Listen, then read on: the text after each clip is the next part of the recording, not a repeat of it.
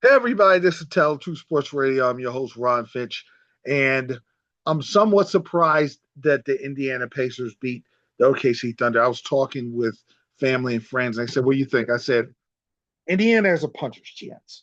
Because I was thinking they had no chance until leading up until today, a little bit of extra rest. I said, I'm going to give Indiana a chance. I still think OKC will beat them. I give them a puncher's chance if they're able to run their flow offense,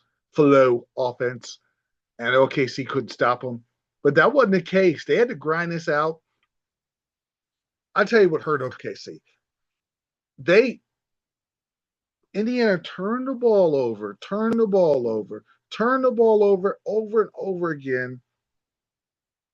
But OKC weren't scoring points off it.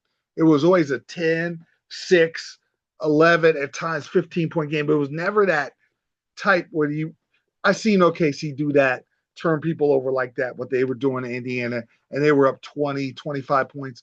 But OKC kept making mistakes. And they're playing around with the wrong team that's 7-1, not 8-1 in close games. And they're playing around, and it's 11. And Jalen Williams, who hurt them, he scored, but he missed every jump shot. He misses a lot of layups. Even in the Denver series, I watched him in the Minnesota series, he misses a lot of layups. And you miss a lot of layups against Indiana, where you're home on the road, you're probably going to lose. And what happened is it's a 10-point game. It's a 15 that dwindled down because Nemhard, the unsung hero, was dishing the ball out to Turner. Turner three, Toppin three. They're taking turns. Turner bank shot three, Toppin long three. He just threw up and made a shot. And then Nemhard hit one of the biggest shots of the game right over SGA. And now it's a 3-point game. And once it got to three, when Nemhard hit it, got to three, oh boy, you could tell, okay, so he was a little nervous. Shea Gilgeous-Alexander got a great layup. Nemhard got to the line. And now it was a 3-point game, and Nemhard misses, shoots an air ball, because I was like, Halliburton's going to shoot and tie the game.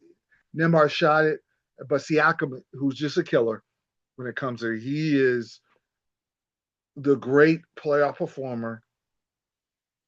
That's playoff P. Siakam hits a layup. Now it's a 1-point game. Now Jalen Williams shoots a jumper. He doesn't want to shoot at all. He misses a 7-foot floating bank shot. That's not going in. But they got the ball back. Gilgeous-Alexander misses a 15-foot fadeaway. I'm surprised. 11 seconds left. They don't call timeout. They come down. And I'm like, man, if Halliburton gets this ball, because I don't care if he struggle or not, he's good at closing games. He got the ball, said, uh-oh. Now you need Dort or SGA or anybody but Wallace. Once he saw Wallace, he said, oh, he just pulled up and shot over Wallace. That's game. And that's 0.3 left. They're not. They're so razzled. They were not going to get a good shot. It was hard with 0.3. And Indiana wins. And OKC all game long couldn't make the shots. It wasn't that Indiana was turning over. They played good defense. OKC missed shots. And you had Wallace, you had different guys missing shots. They were open, and it's youth. And it might be the nail in the coffin as far as youth. I don't think they're like the Knicks. I think game two is going to be a throwaway game for Indiana. I think OKC finally gets up the lead, gives the lead, and they stay in the lead. And Jalen Williams actually makes a couple of jump shots, and he might make a couple of layups. He misses so many layups for the second best player on the team, and then everybody else falls suit. And Dort, I don't know if Dort's going to hit all the threes like he did. Lou Dort kept them ahead with all the threes he hit, but the problem was that was nobody else really made shots from the outside consistently, and that kept Indiana, which turned the ball over so many times. I mean, they had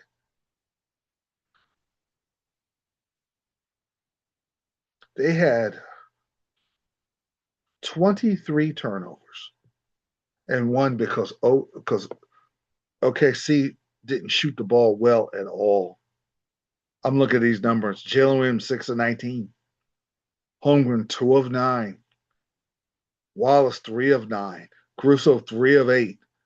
They were missing shot after shot after shot. They just allowed the more veteran team to just chip away. Now they were a little shook, and Halliburton said, "Okay, now we're in the game. We're calm." All the missed shots that OKC missed when they could have made it 10 to 20 point lead, it allowed Indiana to kind of stay around. Then they get settled in.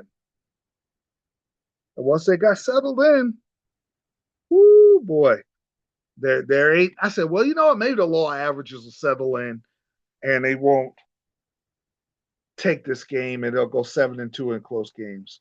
But no, they're 8-1. And what this means is, right now, I think OKC's going to have a hard time winning any games in Indiana. Because if it's close in Indiana, I like Indiana's chances. I like him. I don't just because Jalen Williams doesn't play as good on the road either. And they need him. Holmgren does.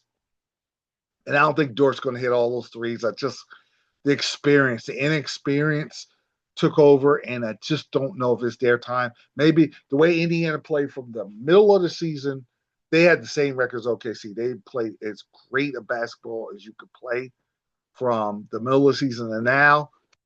Won the close game against Milwaukee, won the close games in Cleveland, stole game one against the Knicks, and finished in 6. I want to see a 7-game series. I highly doubt if I'm going to see a 7-game series now, because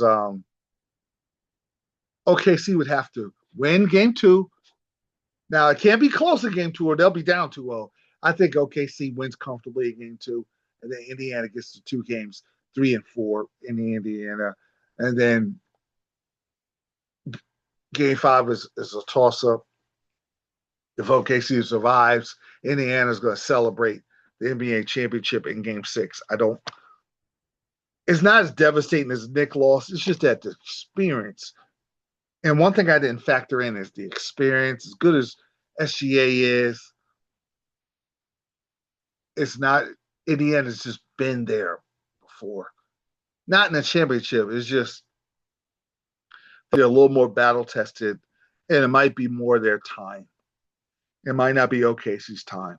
They might have to wait another year.